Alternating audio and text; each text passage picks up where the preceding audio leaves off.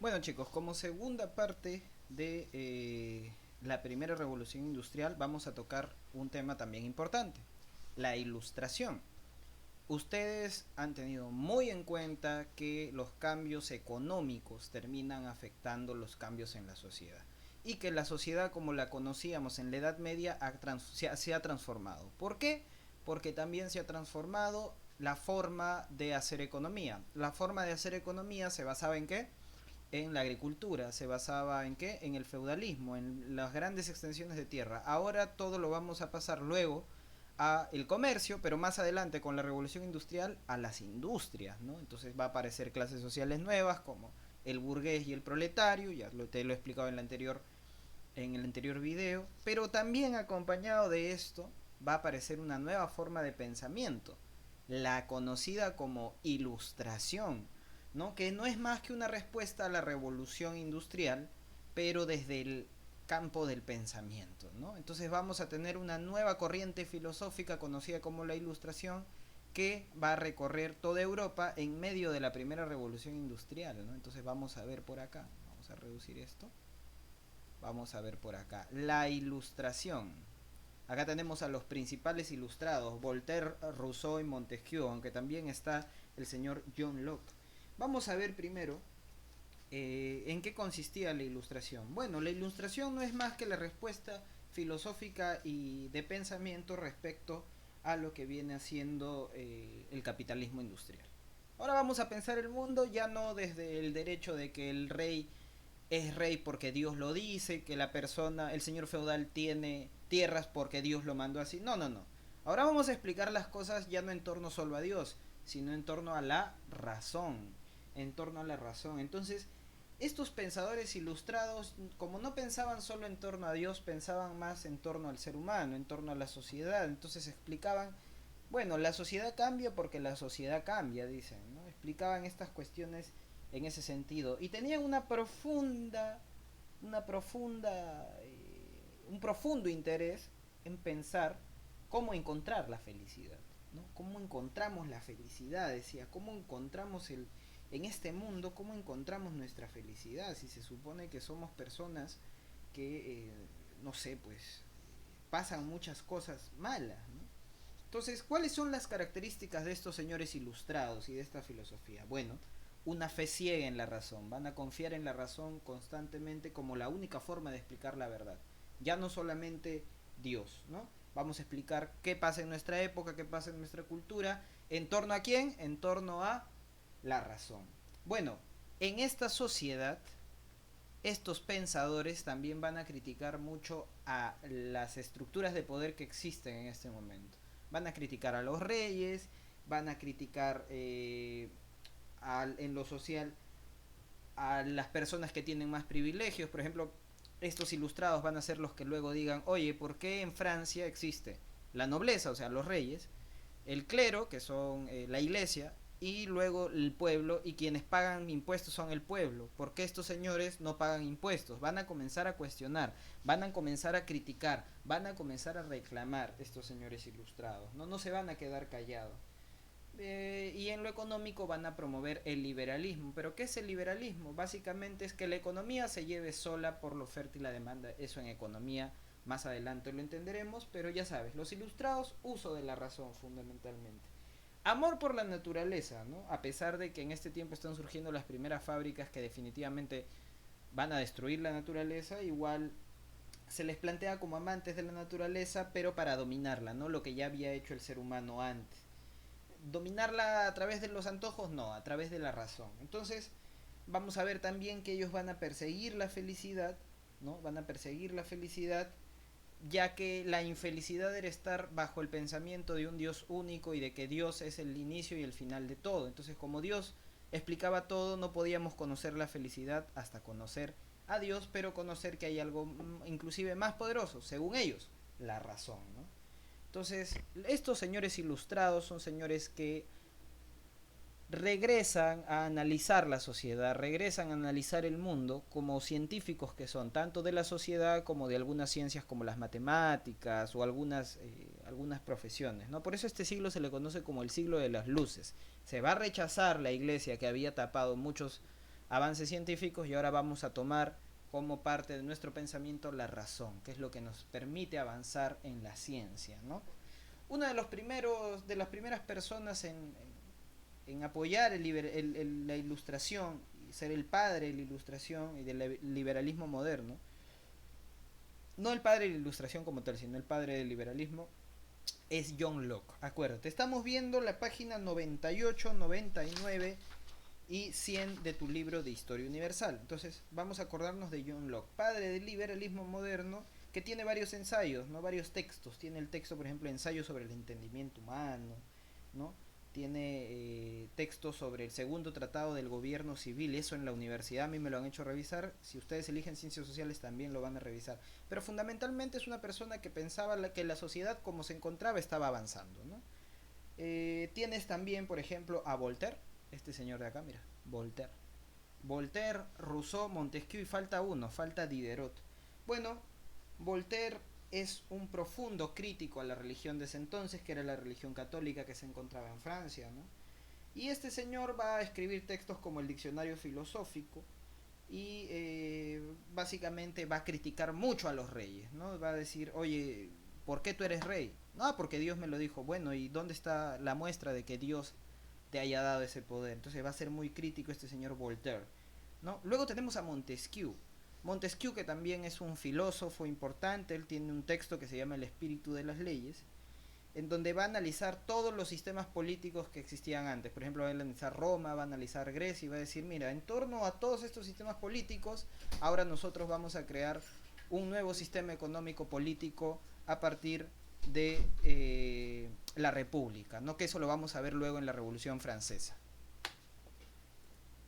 Bueno, entonces, como hemos estado viendo, Montesquieu, este señor de acá, entonces lo que va a hacer es estudiar todos los sistemas políticos anteriores y definir en base a todos ellos cuál es el mejor sistema económico político o cuál es la mejor forma de gobernar.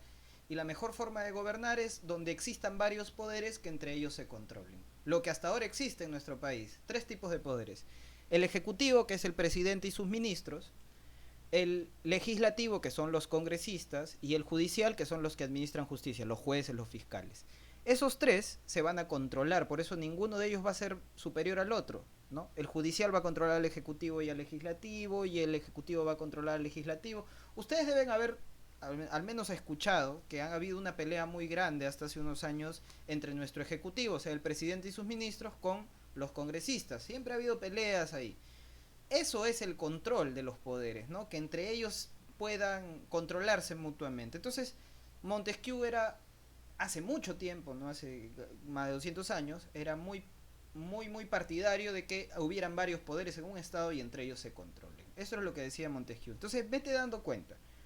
Con este nuevo cambio, con este cambio económico, cambia también el pensamiento. Entonces, si yo ya estoy rechazando la forma de hacer riqueza anterior, que era la agricultura, el feudalismo, las grandes extensiones de tierra, generar solamente productos agrícolas, también voy a cambiar la forma de pensamiento del gobierno. ¿Te das cuenta? O sea, el cambio económico me va a dar como resultado el cambio del pensamiento social. Entonces, no solo voy a rechazar al anterior sistema en lo económico, sino también en lo político. Entonces voy a comenzar a cuestionarme, ¿por qué los reyes tienen poder? ¿Por qué el señor feudal tiene poder? ¿Por qué el clero tiene poder? Quizás lo mejor sería que no tengan el poder concentrado y dividir los poderes en tres, como dice Montesquieu. Entonces date cuenta, todo cambio económico genera un cambio social, un cambio en el pensamiento. Por ejemplo, esta crisis del coronavirus está trayendo cambios en el pensamiento, ¿o no? Claro, ahora se le apoya a las Fuerzas Armadas, se le apoya a la policía cuando durante mucho tiempo se les estilaba de mafiosos, de corruptos, ¿cierto? Cambia el pensamiento en torno a lo económico, ¿eh? Es muy interesante eso. Vamos a ver el señor Rousseau, este señor de acá. Y el señor Rousseau básicamente también era un filósofo un suizo, un pensador interesante, que básicamente lo que hace es plantear que el Estado como tal no debe aparecer en torno simplemente a un soberano que dice yo tengo el poder de Dios, por eso soy su rey y listo, sino que somos nosotros el pueblo, el que le da al soberano, el que le da al rey o a la persona que esté gobernando el poder de gobernar. O sea, el poder está en el pueblo, ¿no? Básicamente es algo que para nosotros decimos, pero eso ya se sabe, profesor. En estos tiempos no. En estos tiempos date cuenta que existían reyes que decían yo te gobierno porque Dios me lo ha dicho así. Entonces, ¿qué pasa con estas personas? Para ti parece obvio, pero por primera vez ellos están diciendo, oye, y si Dios no es el que da la venia, no es el que da el permiso a alguien para gobernar, si es el pueblo, entonces va cambiando toda la política, aunque a ti te parezca obvio, para ellos es un gran descubrimiento en lo social, ¿no? Entonces él escribe un texto que se llama El Contrato Social, que ya leerás en la universidad si eliges ciencias sociales, o también si eres un lector empedernido, ¿no? Entonces, vamos a ver que este señor Rousseau critica mucho, ¿no? ¿Por qué los reyes nos gobiernan? ¿Cuál es la explicación? Y la explicación para él es que si hubiera un rey, que existe ese rey, pero que el poder no descanse sobre él, sino que él sea solo una herramienta para concentrar el poder. Al final el poder está en el pueblo, ¿no? Lo que va a hacer el rey es concentrar ese poder y porque nosotros le hemos cedido el poder, él va a aplicar las leyes, no nosotros. Pero al final el poder siempre estaría sobre nosotros. Y bueno, aquí falta un señor que se llama Diderot, ¿ya? Bueno, no está, pero el señor Diderot impulsa un texto muy importante, en la página 99 lo vas a encontrar, conocido como la enciclopedia. Era como un libro gigante, imagínate que yo tengo un libro acá, un libro gigante, así grandote, que tenía todas las artes y los oficios conocidos por la humanidad hasta esa época, ¿no?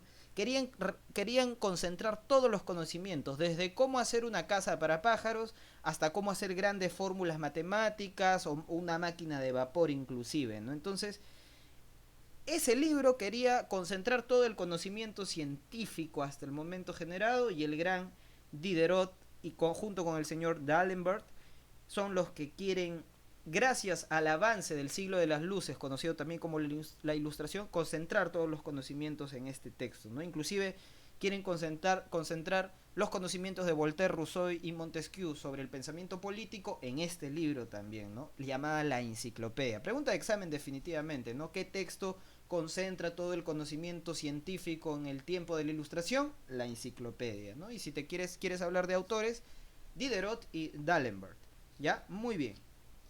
Bueno, surge una respuesta ante esto, pero antes de ello vamos a comparar a estos señores. Mira, Montesquieu y Rousseau, acuérdate, los dos son filósofos, uno es francés y el otro es suizo. Rousseau es suizo, Montesquieu es francés. Rousseau tiene el Contrato Social como libro, ¿no?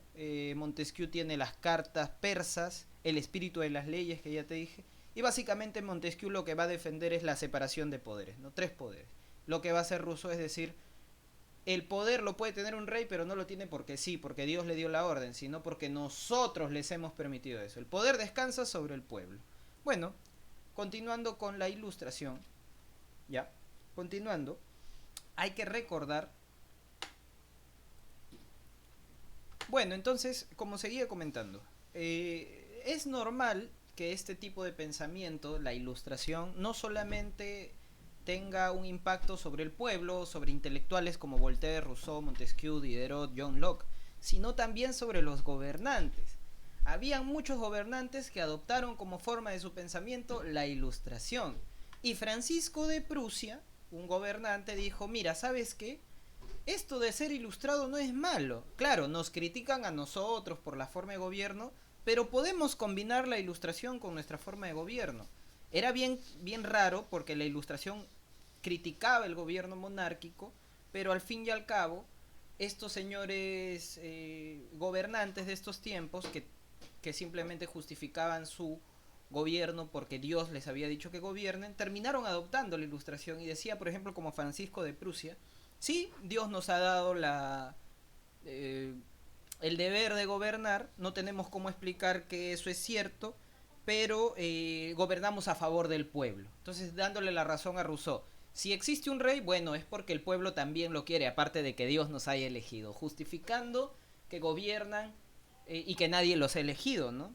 Vamos a gobernar bien para esas personas, ojo, pero no les vamos a dejar participar del gobierno. Se conoció eso como el despotismo ilustrado. O sea, sí, vamos a gobernar a favor del pueblo, pero el pueblo no puede gobernar. Entonces, ellos van a tomar en cuenta, por ejemplo, cambios en la política, ¿no? Van a mejorar la administración para hacer que el poder se pueda manejar de mejor manera.